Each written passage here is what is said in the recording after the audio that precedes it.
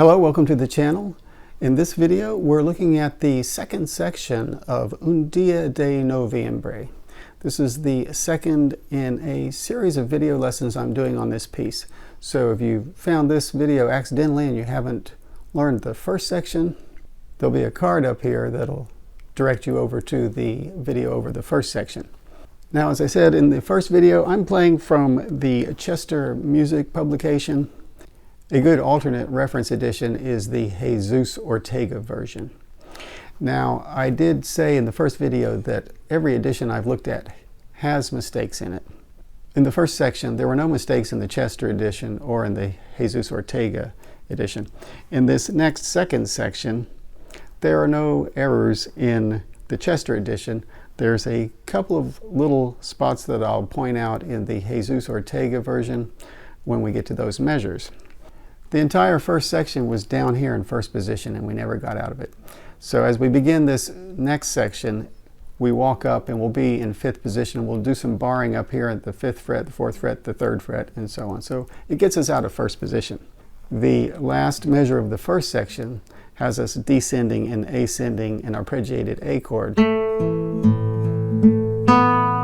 Now there is one measure here in 2/4 time, and that's just a transitional measure to walk us up to the fifth position and to get going in the second section. It's just a series of 4 notes, and what we have here is C on the second string, open E. We'll move our hand up here for an A at the 5th fret on the first string, and a B, 7th fret on the first string. Then the time signature goes back to 3/4 time. We're in 5th position. We're going to play this C, and we will lay down a bar across 4 strings at the 5th fret. And this next series of notes is all under the bar. We have the C.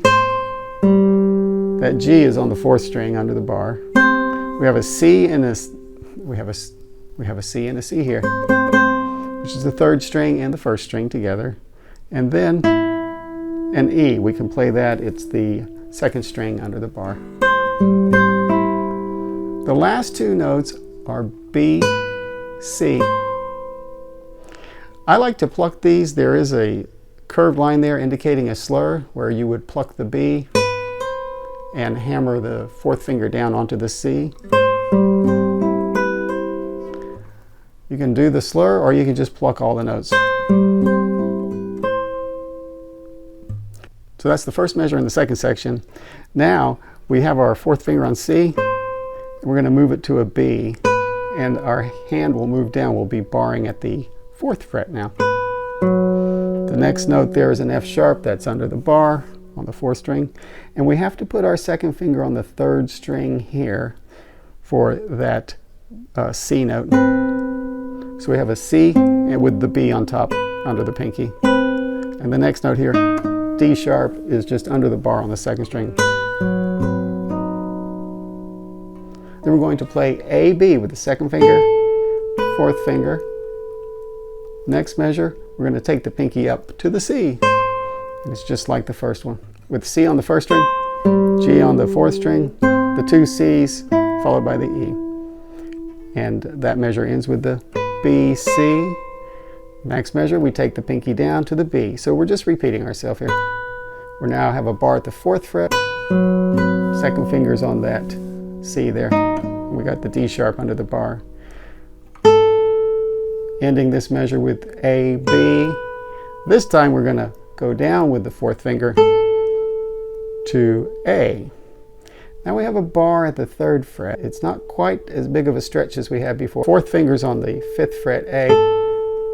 The index finger will be on the 3rd fret. That's an F natural. We're going to put our 2nd finger on the 3rd string. That gives us a B. And we're going to play that with the 1st string A. Now we have a D natural on the 2nd string under the bar. This ends with G, which is under the bar, to A. So let me play that measure again. Okay, that ends the measures of barring, and now we have an open E. We're going to play C on the 5th string, but we're going to stay in this 3rd position.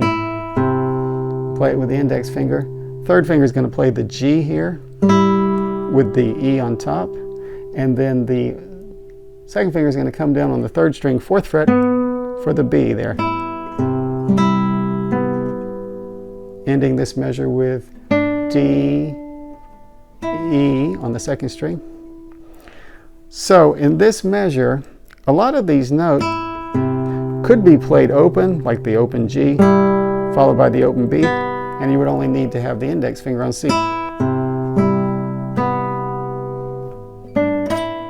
But I've seen most people play it with the fingers down on the lower string.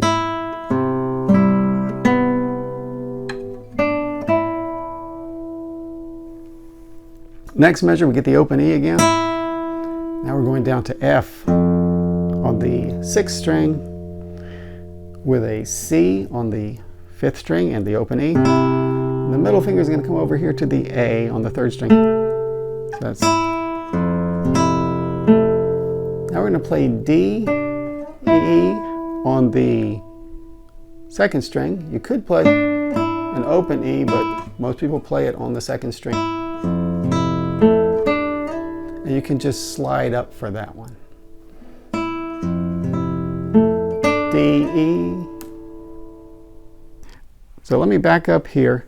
In the Jesus Ortega edition, this measure where it goes down to F, it now has an A in the bass with the open E followed by this A. So it's F, A to A.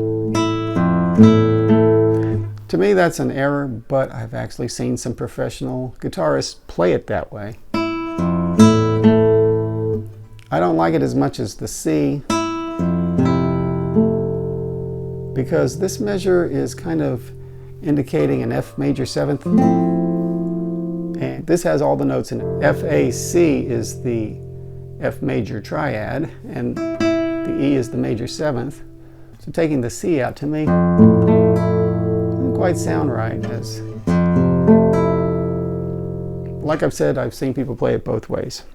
Next measure, we have F, A on the 4th string and 3rd string with the open E, followed by the B. Then we're going to take these two fingers and go down 1 fret and just play the E and the G sharp. So now the next note is a 12th fret harmonic on the 1st string. In the Chester edition, it's not printed as a harmonic, but in the Jesus Ortega version, it has the little diamond-shaped head, and it's a harmonic. Everybody plays it as a harmonic. So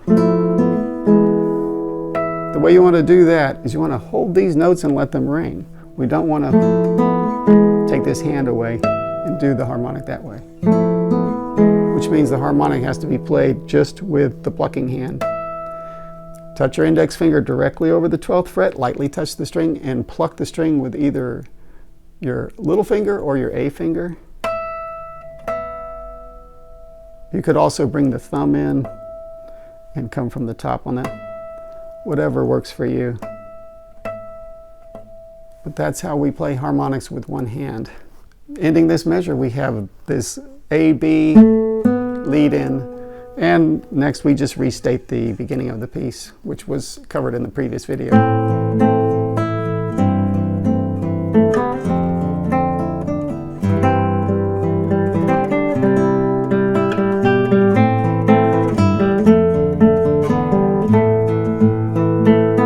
Okay, there's two endings here. I just played the first ending, which is exactly the same as the first section. And then there's a repeat sign. You go back to the walk up, play the high stuff there. As we play through it the second time, you'll get to the end of this section here. And you'll go to ending 2, which is just an A chord followed by high E harmonics. Now there's another measure of just these E's. I play them all as harmonics. Most people do, but I have seen some people switch from this measure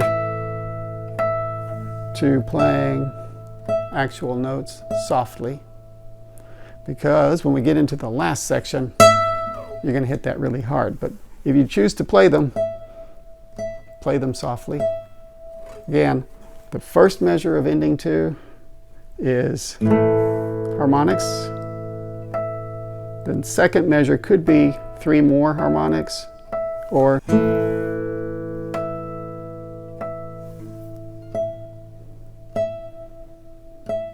just very gently. Your choice if you play the notes, if you pluck them, or if you play harmonics there. There is one error in this section on the Jesus Ortega version. It's at the bottom of the first page after we're restating the beginning.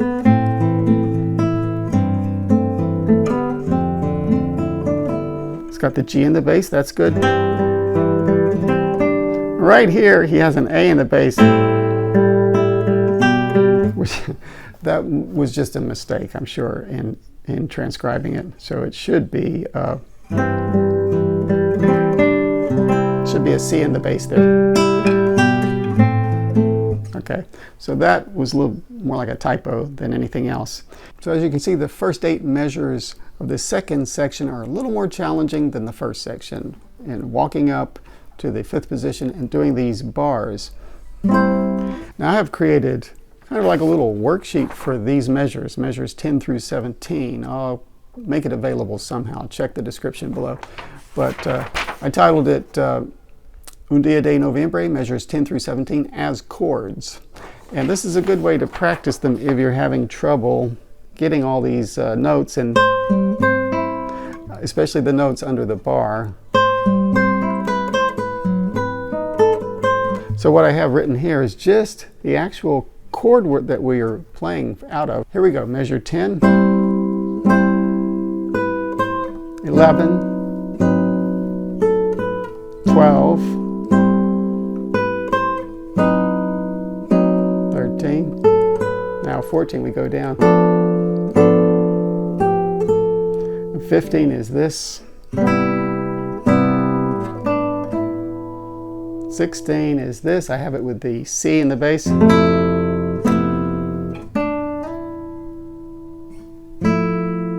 17 harmonic, and then, and so on.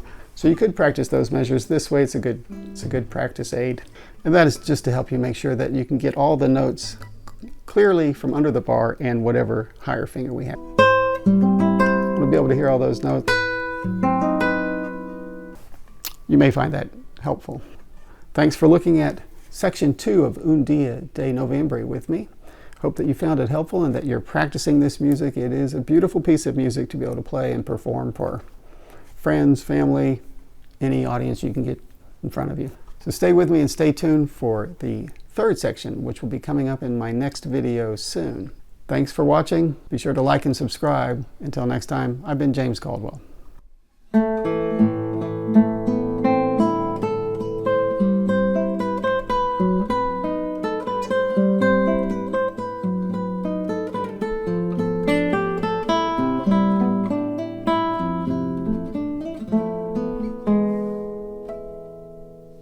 Thank you.